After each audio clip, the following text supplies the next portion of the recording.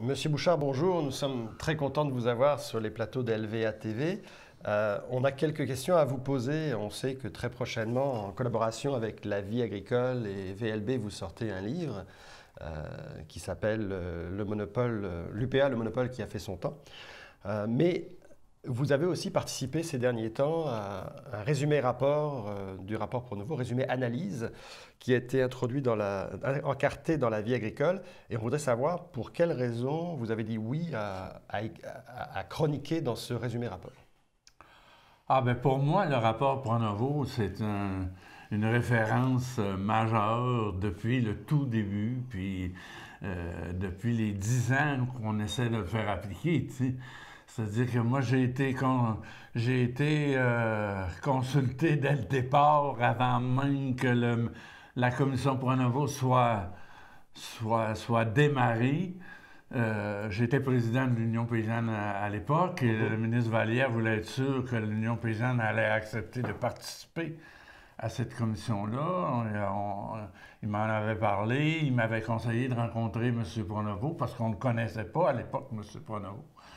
Et pour vous, ça a été un naturel, en fait, quand vous avez été rappelé par M. Pronovo, par Simon Bégin, en vous disant, 10 ans après, on va faire un résumé analyse de ce rapport-là, ça vous paraissait un naturel d'y participer? Ben oui, parce qu'on avait participé, parce que le rapport était profondément en lien avec les revendications que l'Union paysanne avait amenées sur le plan politique agricole. Et parce que par la suite, j'ai créé même une coalition qui s'appelait la coalition SOS Pronovo. Qui existe encore? Non, ça n'existe plus, mais qui pendant 3 ans a fait énormément de pression auprès du premier ministre, auprès de tous les organismes du public pour qu'on applique le rapport Pronovo. Donc le rapport Pronovo, pour moi, c'est vital. C'est la grande affaire qui a raté dans les 20 dernières années. Puis vous me disiez d'ailleurs tout à l'heure, hors d'onde, en fait, que Jacques Proulx, qui a aussi chroniqué, en fait, enfin, pas chroniqué, lui, c'est une entrevue, en fait, qui a donné une entrevue à Simon Bégin dans le cadre de ce rapport analyse. C'est un des textes qui va le plus marquer dans ce qui a été fait dans ce résumé. Oui, parce qu'il est très franc, il dit les choses, il ne tourne pas alentour du pot, il dit carrément, c'est une occasion absolument unique qu'on a raté de faire prendre le virage qu'il fallait à l'agriculture. Là, vous vous rendez compte que ce que vous nous dites là c'est la personne qui vous a paru la plus utile dans ce résumé analyse, en fait, c'est quand même quelqu'un qui a été 12 ans président de l'UPA. Tout à fait, mais donc, il reste qu'il a été, les dernières années de sa présidence, c'est là où a commencé à se faire le virage vers le libre-échange, puis vers la conquête des marchés. Et il n'a jamais été très en faveur de ça. D'ailleurs, il a fait les États généraux du monde rural en 1991, je pense, précisément pour résister à ce tournage productiviste et industriel de l'agriculture québécoise.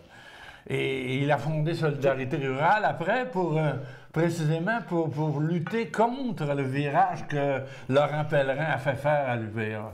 D'ailleurs, Solidarité rurale, elle circule, en fait, on vient d'apprendre hier, en fait, par Marcel Boulot, ça va renaître de ses cendres, en fait. C'est vraiment le comble du comble, que Solidarité rurale, que Jacques Proulx a créé précisément pour combattre le virage de l'UPA vers le productivisme. Donc, ce soit maintenant l'UPA productiviste qui veuille se mêler, de reprendre en main et de refaire à son image Solidarité rurale. Donc, on est vraiment rendu à boucler la boucle. Vous ne voyez pas forcément d'une bonne... Mais non, c'est une supercherie monumentale. C'est une supercherie monumentale. J'espère que Jacques Proulx parce que le message va être fort. Selon ce que Marcel Grosneau nous a dit, tous ruraux, là, en fait, il va essayer de rejoindre le monde de la ville, le monde des campagnes. Ça démontre ce que j'explique dans mon livre, d'ailleurs, beaucoup, c'est que l'UPA a réussi à étouffer tous les contre-pouvoirs, toutes les dissidences, Elle occupe toute la place. Et elle n'en a pas encore assez. Là, elle va occuper Solidarité rurale. Elle essaie d'occuper les fermiers de famille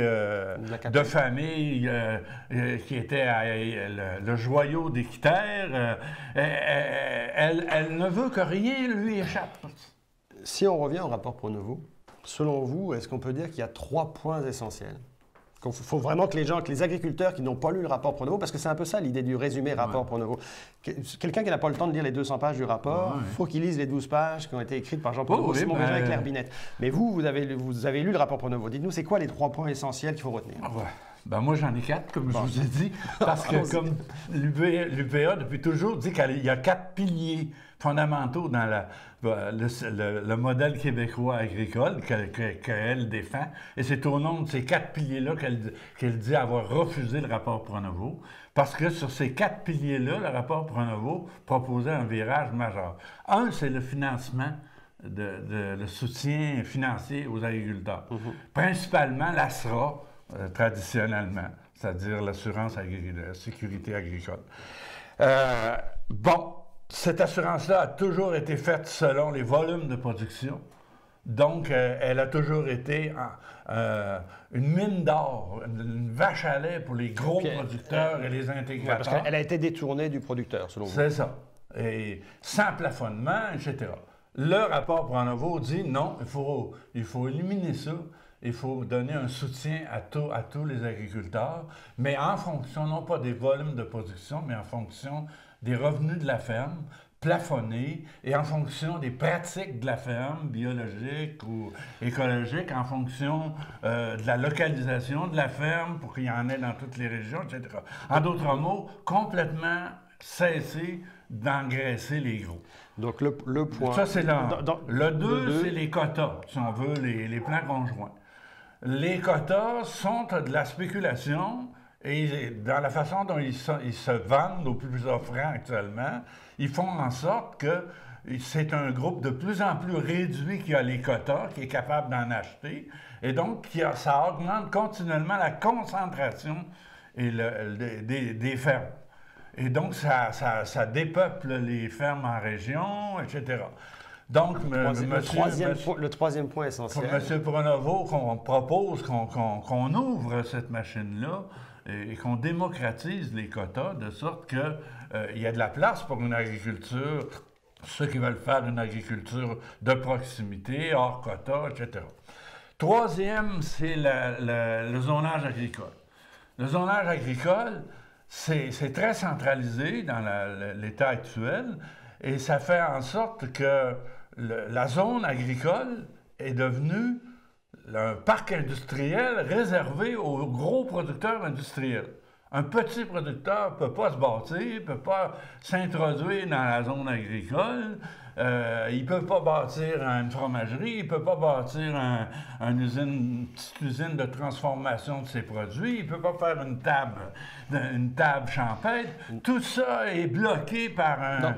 Donc, il faut revoir l'ASRA, il faut ouvrir un peu la gestion des usages dans la zone agricole. Et le quatrième, c'est le monopole syndical, l'accréditation unique. Ça a comme effet, évidemment, que les gens qui font une agriculture différente, qui vont vers des innovations, ne sont pas représentés par personne, parce que le seul organisme qui parle au nom des agriculteurs, c'est l'UPA, et l'UPA défend de A à Z le modèle productiviste. Alors, on retiendra, M. Bouchard, que ASRA, quotas, zonage agricole, monopole syndical sont les 4 points essentiels pour vous qui sont à retenir du rapport Pronovo. Et on invite donc les gens à aller relire le rapport Pronovo s'ils en ont le temps ou d'aller lire les 12 pages encartées dans le journal La Vie agricole. Merci.